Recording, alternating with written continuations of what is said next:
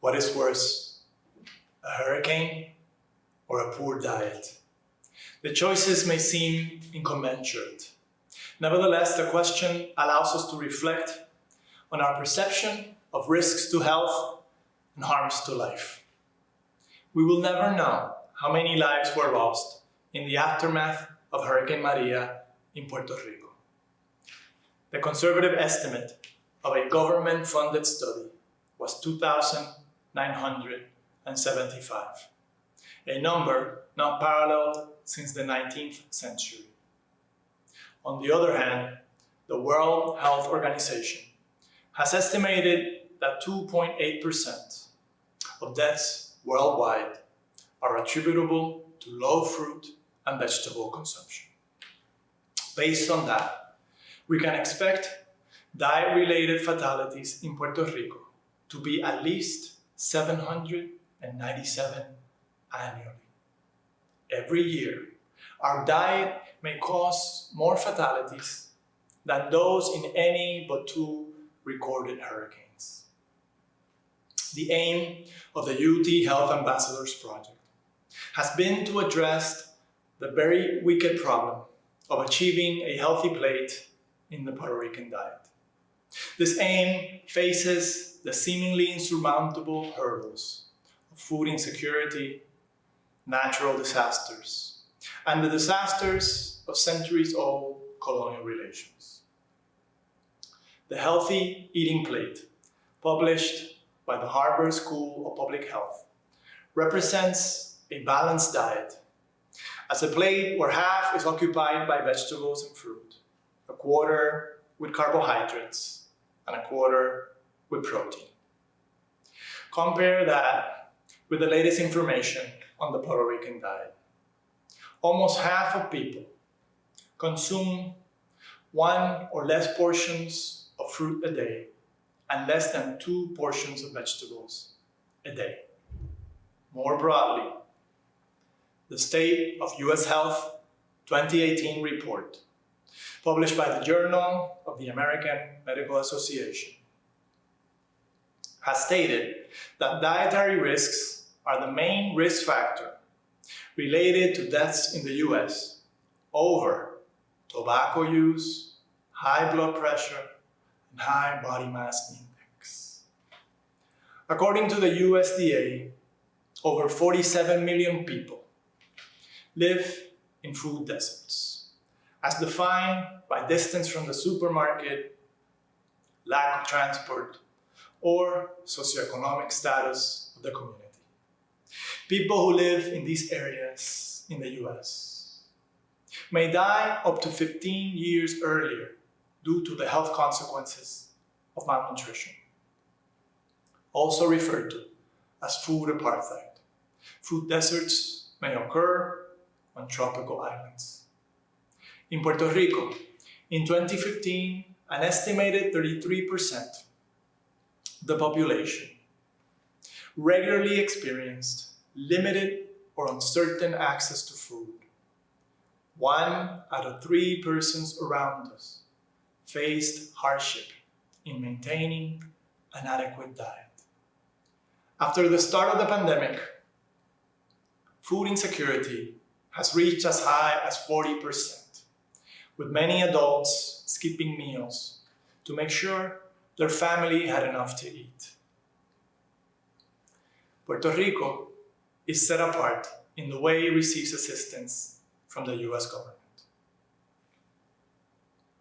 Thus, it was left out of the first round of pandemic nutritional assistance. And while state programs grew by 17% in 2020, program benefits in Puerto Rico contracted by 40%. Being set apart can become food apartheid. Currently, Puerto Rico produces only 18% of its food supply. Interestingly, in a 2020 interview, then Secretary of Agriculture stated that Puerto Rico has enough land reserved for agricultural production in order to feed our population, according to United Nations guidelines. We have 634,000 acres reserved. We only need 600,000. Nevertheless, the Secretary added that food autonomy was impossible given the protein and carbohydrate focus of our diet. We do not have enough land to sustain our current diet. We have enough land for all to enjoy a healthy plate. The goal of our project has been to increase knowledge and access to healthy eating options at the Gurabo campus of the Universidad Ana Jiménez.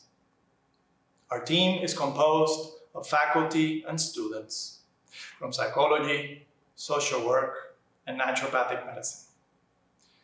We determined that knowledge of basic health promotion was necessary, as well as an understanding of eating as a psychological, social, and political phenomenon. The published literature on initiatives that successfully promote the consumption of vegetables and fruit points to exposure and access as key factors. Our own data reflects that affordability presents one of the main barriers in our community. The first component of our project is the Healthy Food Oasis. These consisted of a free lunch following Healthy Plate guidelines, surrounded by informative lectures and kiosks of local artisans and farmers. With these, we have served 1,625 participants on 27 different occasions. The second component of our project were learning modules on nutrition, gardening, self-care, and leadership. Upon completion of the modules, participants received a certificate and a food or gardening box. With these, we have reached 285 students and staff.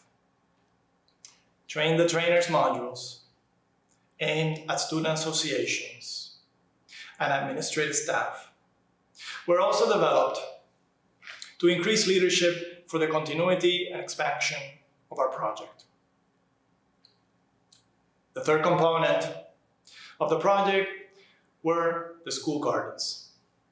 These model spaces for gardening, learning, and bathing in nature were designed for sustainability, ease of maintenance, and cultural significance. Against drought, pandemic lockdown, and over-eager weed whackers, we transformed the typical lawn in front of the psychology clinic into a green classroom surrounded by a tiny farm. In bringing the project home and adapting to the pandemic, we literally brought it home through online education and home deliveries of food and gardening supplies. A garden was one of the few things in prison one could control. To plant a seed, watch it grow, to tend it, and then harvest it, offered a simple but enduring satisfaction. The sense of being the custodian of this small patch of earth offered a taste of freedom. Nelson Mandela. We would like to propose small ideas like seeds, passion fruit for the heart, pigeon peas for your muscles, and plantains because they make Puerto Ricans happy. We would like to propose that 600,000 acres of our lands, as well as our patios and balconies, be filled with seeds. We would like to propose that community and family pantries be stocked with the produce of those seeds. We would like to ask you to fill half your plate with vegetables, a quarter with whole grains and roots, and a quarter with protein. We would like to ask you to help ensure that everyone can always enjoy a full plate. Plant seeds, share meals, break chains, build bonds. Since I received the gardening box, I have continued taking care of my garden. It was a really super initiative. I have already harvested from what I planted. Carol, university student, and now home gardener.